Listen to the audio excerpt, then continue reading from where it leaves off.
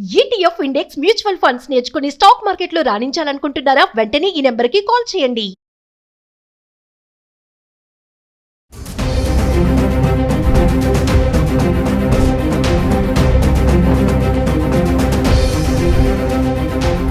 Hi hello నమస్తే, welcome back to Suman TV. ప్రస్తుతం మనతో పాటు ఉన్నారు consumers affairs committee chairman Mandari Krishna Reddy garu. నమస్తే సార్. నమస్కారం అమ్మా.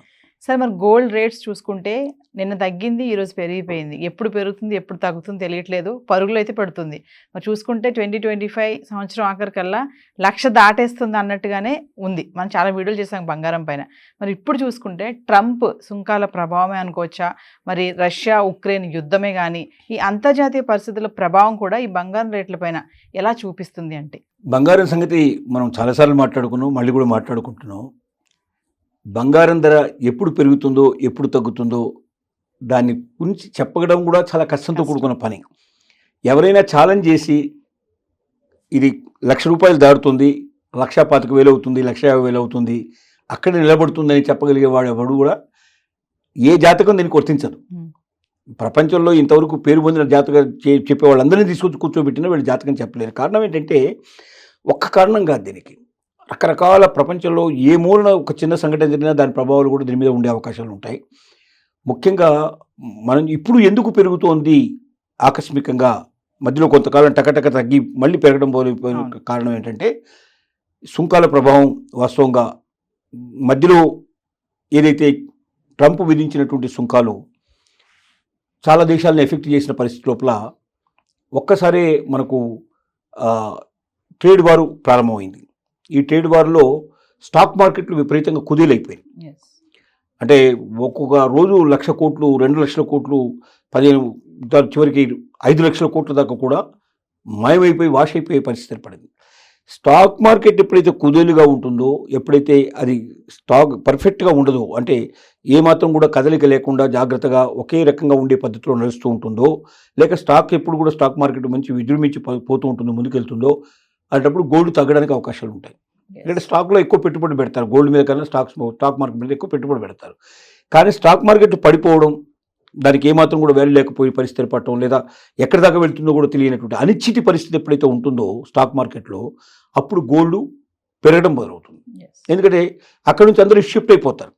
ఇప్పుడు ఇది ఒక రకంగా జరిగేది.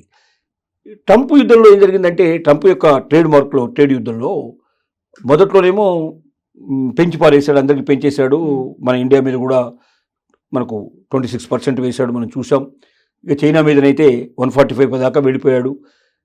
చటుక్కున 90 రోజుల పాటు దీన్ని నిలిపేస్తున్నాను అని పెట్టాడు. నిలిపేస్తున్నానగానే ఏమైంది, మళ్ళీ స్టాక్స్ అన్ని విపరీతంగా పెరగడం మొదలుపెట్టాయి. కానీ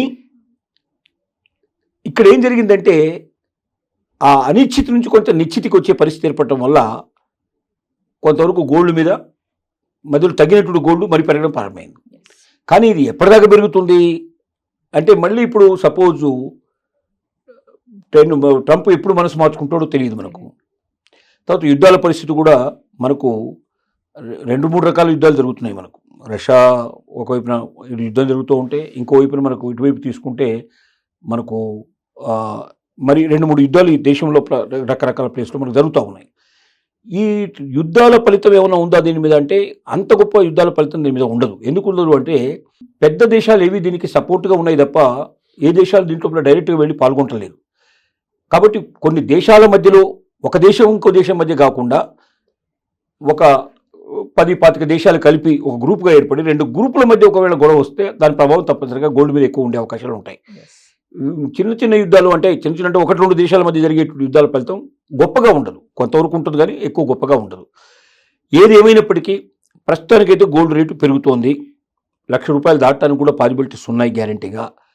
కానీ ఎక్కడో దగ్గర మళ్ళీ ఆగిపోయి మళ్ళీ వెనక్కి వచ్చే అవకాశాలు చాలా ఎక్కువ ఉంటాయి. ఎప్పుడు కూడా గోల్డ్ మీరు పరిశీలించేది మొదటి నుంచి ఇప్పటిదాకా పరిశీలిస్తే ఒక దశ దాకా పెరుగుతాయి, మళ్ళీ అక్కడ ఆగుతుంది, కొంత మళ్ళీ వెనక్కి వెళ్ళిపోతుంది, మళ్ళీ ముందుకు వస్తుంది. ఇలా ఎవ్రీ 3 months 6 monthsకి ఒకసారి జరుగుతూ ఉంటుంది. కానీ కంటిన్యూస్గా పెరగడమే తప్ప తగ్గదు అనేటువంటి పరిస్థితి, ₹1 కూడా తగ్గదు, 1000 కూడా తగ్గదు, 5,000 తగ్గదు అని మనం చెప్పడానికి వీల్లేదు. 10,000, 25,000, 30,000 దాకా తగ్గిపోతుంది. మళ్ళీ 30,000 పెరిగిపోయి మళ్ళీ ఇంకో 20,000 పెరగడానికి పాసిబిలిటీ ఉంటుంది. ఇలాగా పెరుగుతుంది, తగ్గుతుంది, తగ్గుతుంది. కాబట్టి గోల్డ్ అనేది స్థిరంగా ఉండేటువంటిది కాదు.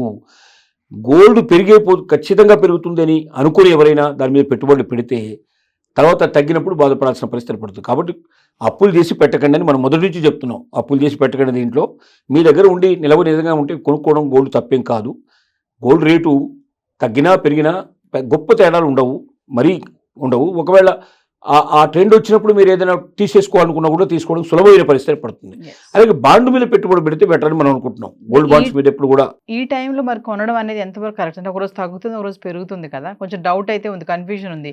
మరి ఇంకా చూసుకుంటే 1 lakh వరకు కూడా వెళ్ళిపోతుంది. 96,000 ఉంది కాబట్టి 4,000 ఎన్ని రోజుల్లో పెరగదా అనే డౌట్ కూడా వస్తుంది కదా సార్. పెరగడానికి అవకాశాలు కనబడుతున్నాయి.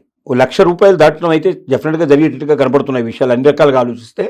కానీ అక్కడే స్థిరంగా ఉంటుందని చెప్పడానికి మాత్రం వీల్లేదు. మళ్ళీ వెనక్కి రావడానికి కూడా పాసిబిలిటీస్ ఉన్నాయి. అదే చెప్తున్నా కదా, గోల్డ్ మీద పెట్టుబడి అనేది వాళ్ళ దగ్గర నిజంగా నిలవ డబ్బులు ఉంటే మాత్రం పెట్టుకుంటే తప్పు లేదు. అది మాత్రం మనం సలహా ఇవ్వగలుగుతాం. ఇది ఖచ్చితంగా గోల్డ్ రేట్ 2 లక్షలకు వెళ్ళిపోతుంది, 1,50,000 వెళ్ళిపోతుంది ఎవరు కూడా చెప్పడానికి వీలుపడదు. ₹1,00,000 దాటుతుంది, ఎన్నాళ్ళు ఉంటుంది అక్కడ, మళ్ళీ ఏం జరగబోతుందో మనకు తెలియదు. ట్రంప్ ఏ డెసిషన్ తీసుకుంటాడో తెలియదు, ఇతర దేశాలు ఎట్లా స్పందిస్తాయో తెలియదు. రకరకాల కారణాలు దీని మీద ఉన్నాయి. వీటన్నిటిని బట్టి ఉంటుంది. కాబట్టి ఇది స్థిరమైనటువంటిది మాత్రం కాదు అని మనం స్పష్టంగా చెప్పగలం.